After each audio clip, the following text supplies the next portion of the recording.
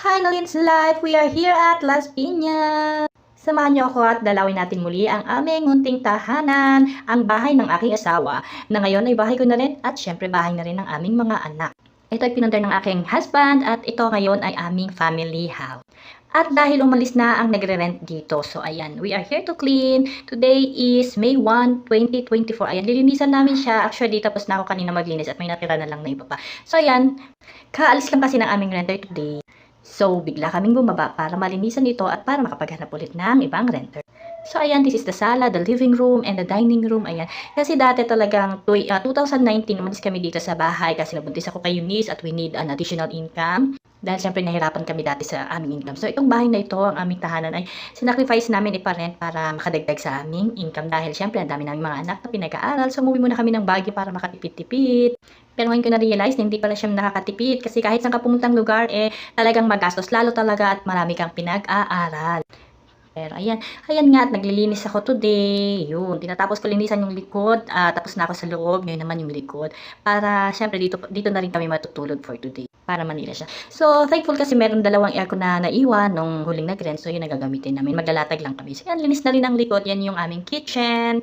Yan na. So, yun na nga, gaya ng kinukwento ko kanina, nasa Baguio kami and we need to sacrifice this house para maparenta, para kami magkaroon ng income. Ayun, dahil nung nabuntis ako kay Eunice ng 2018, talagang super hindi ako makapag-work. And eto nga, ang bahay na to, pinarent namin. Open siya and thankful dun sa unang nagrenta dahil naalagaan naman siya. O, diba? Kita nyo. So, ayan, etong pintura, kapipaint namin yan nung last time before nung second na renter. Pininturahan talaga namin siya nung red. Kasi ayoko yung dating paint nung unang nag-rent dito. Kasi pininturahan nila sa labas ng black, dito sa loob pink, red. Basta iba-iba yung kanilang pinintura dito. So, ayun, pinalitan namin siya. Itong mga bagong door na yan, pinagawa ng una naming renter. So, ayun. So, sabi ko, palitan natin ang kulay. Gawin natin black and white lang para naman malinis siya. Dahil ayoko yung talagang kulay nung unang-una. Ayan, yung kulay dati nila is may pink, yellow. Ay, naku, hindi ko maintindihan. So, pininturahan namin last time yan before the second renter. So, ayan, dalawa pa lang naman ang nag-rent dito dahil yung una naming renter is matagal. So, ayan nga, di ba, tambak pa yung linisan ko. Dahil, syempre, alam mo naman, pag may aalis na renter, hindi naman talaga totally malinis na malinis yung iiwan nila. Meron at meron pa rin mga kalat. So, ayan, need natin linisan. At dito muna kami habang ipopost nga ulit namin to para may mag-rent. O, dito muna kami matutulog. So, kailangan ko muna siyang disinfect and linisan. So, yan, di ba? Malinis na ang kitchen para at least pwede na rin magluto. So, akyat tayo sa taas sa aming mga rooms. Yan, nalinis ko na rin. Pero yung master bedroom, hindi ko pa siya nalilinis kasi dyan kami natulog. Naglata kami. Puti may mga naiwan ng mga beddings na malinis naman nalaban namin. So, yun ang nagamit namin. Itong dating room ng aking anak na lalaki, si Alec. Ayan. Yan, diba? Pinintunahan namin ng black and white para clean talaga siya. Kasi ewan ko ba dito sa unang nag-rent dito, panay black yung pinin. Parang ayoko yung kulay niya kasi parang mas marami yung itim kaysa sa puti. Ayan, pati sa harap. So, makikita niya dito is black. Ayan, pati yung asawa ko naglilinis na rin sa labas. Ayan, diba? Joint force talaga kami sa ganito. Lalo nung dito kami sa bahay dati, talagang pag naglinis kami dalawa, joint force kami yan para malinis na malinis siya sa labas, dito ako sa loob.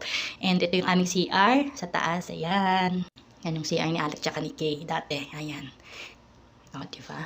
Ayan. So, wala namang pagbabago. Same pa rin. So, ayan. Ito naman, kasi hindi ko na tinanggal itong mga curtain na hindi nila inalis para at least hindi naman open na open yung bahay. So, ayan. Nakapaglinis na rin ako. Ito yung dating room ni Kaylin.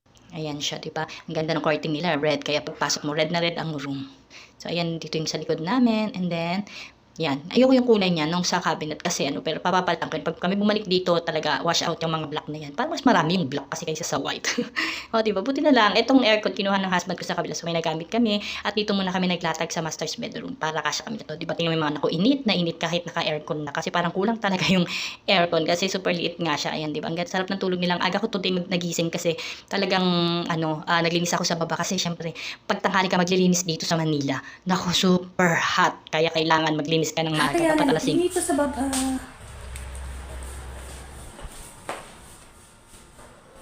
So, ayun. Ito yung aming house. Updated house. Yan. So, i-attach ko dito yung dati para makita nyo. Daming pagbabago, daming changes, ang daming nabago, ang daming gumanda, ang daming din nasira. Ganyan talaga pag syempre paparent mo ang house, diba?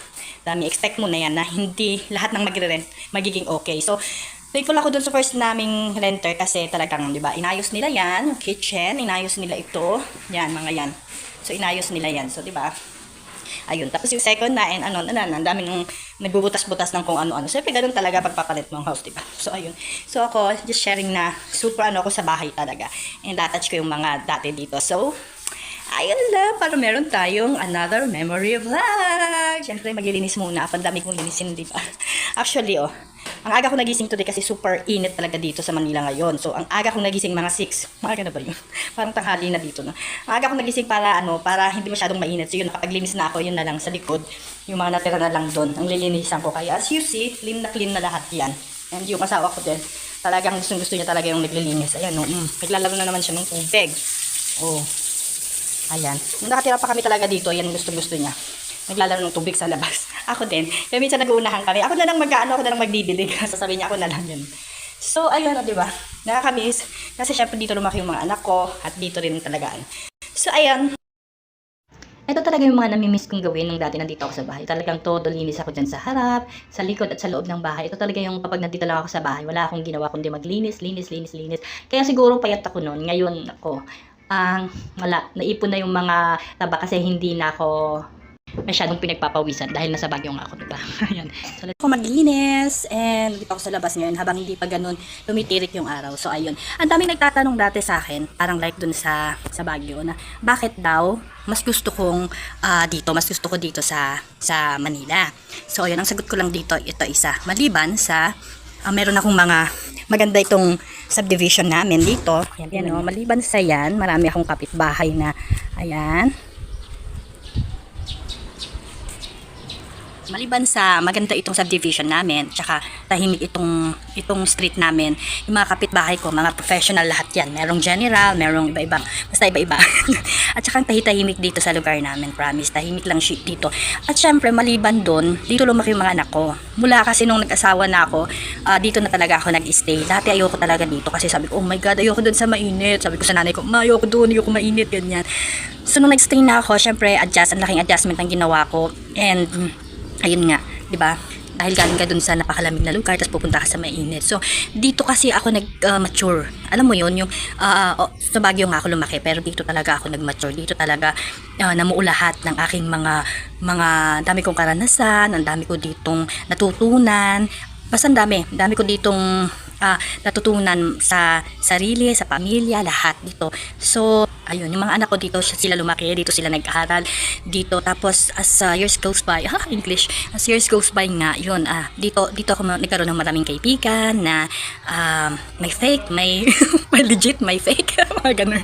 Ganun talaga, ayun, marami akong kaibigan, marami akong nakilala dito, marami akong natutunan sa bagay-bagay, yun ang pinaka-importante kasi sa lahat yung, kung dito ko natuto sa, alam mo yun, maging independent talaga, dito ako natuto maging independent, maging matuto sa, ang dami kong natutunan as in, di ba? Yung bobo ako dati, naging medyo nagkalaman-laman yung utak ko, ganun.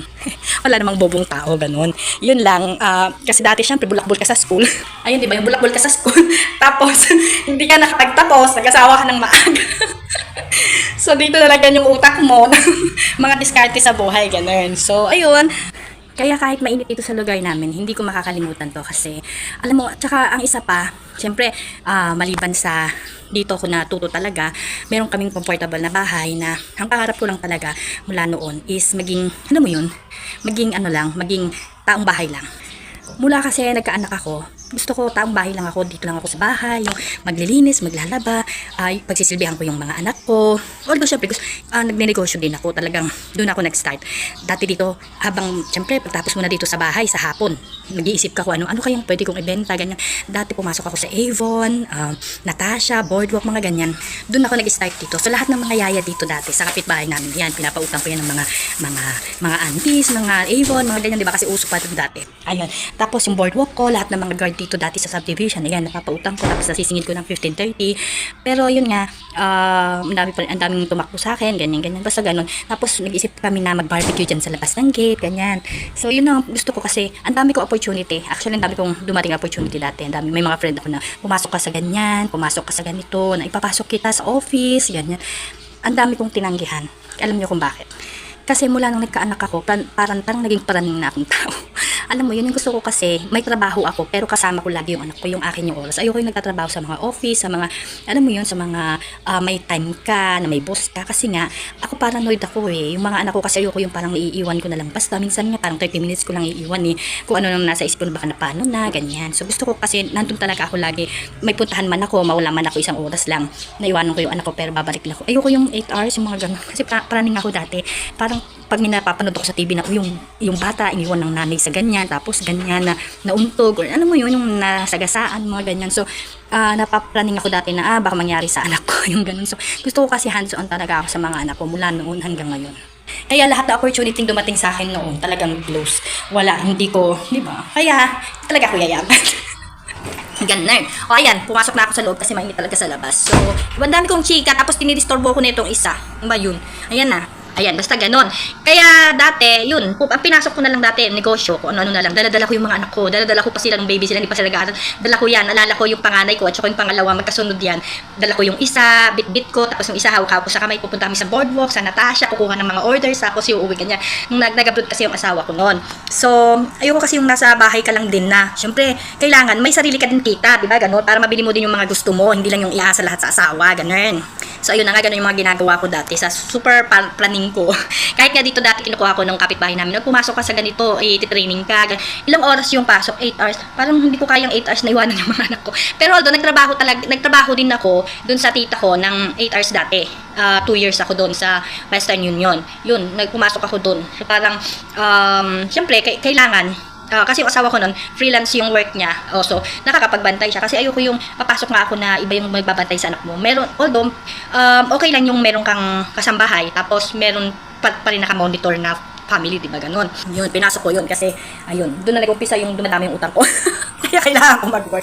So, ayun, after niya, nung nakapagbayad-bayad na, tapos nakaipon ng konti, doon, pinasok ko na ulit yung pagnegosyo, nag-siomay, nag-ano ko dyan sa tapat ng eskwelahan, doon na naman ako nag-start mag-siomay, magbasa lahat ng mga ano, yun, yung mga dynamite ko, yung ano, doon ako nag-start na mag-business, hanggang sa, ayun nga, pagdating kasi namin din ng, itong, before pandemic, di ba, nagbuntis nga ako doon sa bunso kong babaitang si Bonetnek, so, unexpected yun. So, hindi namin expected. So, sabi ko, ayoko kasi lahat talaga naman ako, sa Baguio ko sila pinanganak. So, ayoko yung isa ayoko dito manganak kasi sabi ko mahirapan ako, gusto ko nandun ng nanay ko. Nanay pa rin hanap eh. Hindi naman, pero gusto ko kasi manganak dun sa ano, yung malamig na lugar, ganyan. Ayoko kasi dito mainit. Syempre, tapos baby yung anak mong init. Syempre, magkano ang bill mo sa aircon ko, mag-aircon ko everyday. So, ayun, hanggang sa natatnan na nga kami ng pandemic dun sa Baguio. So, dun, nag-stay na muna kami dun. At, nag-decide na ipaupa muna tong house para magkaroon naman ng extra income din. Ayun. So, doon na So, kung tatanungin ako saan ko mas gusto pa rin, syempre, kahit paano, gusto ko rin sa Baguio. Pero, kasi, depende. Kasi dun sa amin, hindi masyadong maganda yung environment. Pero gusto ko din dito kasi syempre dito yung family house namin na galing sa husband ko na house, dito na lumaki yung anak ko. At saka yung panganay ko gusto na dito na nag-aaral. So gusto niya talaga dito na siya lumaki, diba? At saka parang feeling ko gusto nila dito kasi mas advanced nga yung ibang school, yung mga ganun. So, yun ang pangarap ko sa life. So, sabi ko, pagbalik namin dito, ganun lang. Gusto ko yung paglulutuan ko lang yung mga anak ko, pag dumating, tapos ganun na, maglalaba, linis, luto, after nun. Tapos, after nun, yun, doon ako nag-aanap ng diskarte, o diba? Kahit nasa bahay ka lang, na bilang housewife, may diskarte ka pa rin. Siyempre, may income, may pumapasok pa rin sarili mong pera, diba? So, hindi ko naman lahat inasa sa husband ko. So, nung may time na nawala ng work yung husband ko, ako yung nag-work. So, diba? Yun ang kagandahan din kasi kapag natuto ka na dumiskarte bilang babae, bilang asawa, dapat kailangan matuto tayong dumiskarte sa life. Kasi, syempre, hindi natin masasabi kung habang buhay ba may trabaho yung asawa mo, or, di ba may time na minsan magkakasakit din sila, gaya nung asawa ko na operahan, ganyan. So, kailangan ikaw yung kikita para sa, hindi titigil yung income. Kasi, kumakain kayo araw-araw, nagbabayad kayo ng bills, ganun. Yun. So, tulungan lang din. So, talagang dito, mas gusto ko talaga dito sa family house namin sa Manila kasi nga, syempre, dito lahat, nagbunga ang lahat. Ang dami naming memories dito, bad and good, mga ganun. Pero, dito kasi may peace of mind. Ano mo yun? Kasi ang tahimik ng mga kapitbahay mo, ganyan. Ang tahimik sa lahat. Yung mga friends ko dito, mag-schedule lang kami ng time na, oh, ganyan, magkita-kits tayo, ganyan. Ganun lang. Tapos, hatid sundo lang ako sa school. Tinututukan ko talaga yung mga anak ko. Nagiging stage mom talaga ako.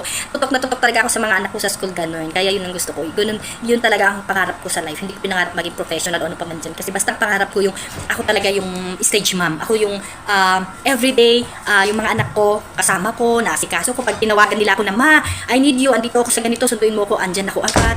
Kaya talagang noon din, talagang anong boyfriend ko pa yung asawa ko, nagpaturok sa kanya mag-drive, ganyan. So, nagkaroon ako ng car, mula noon, balit, 20 years na ako nag-drive mula noon, ngayon.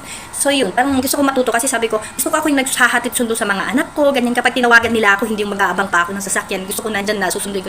Kaya dati, pag sa school, pag, ma, we need you, English na naman, parang, ma, kailangan ka dito sa school, ganyan, tatakbo talaga ako agad dun. Yun, ganun lang ako, simple lang yung pangarap ko, hindi ko pinangarap na maging kung ano pa man dyan. Kasi gusto ko na nahimik lang talaga ako sa bahay. Tapos ang pangarap ko lang dati, nag-online selling lang sa bahay. After ko nang malinis luto. Kasi ako talaga, everyday, kahit walang pumapasok dito sa bahay, napakaselan ko talaga noon.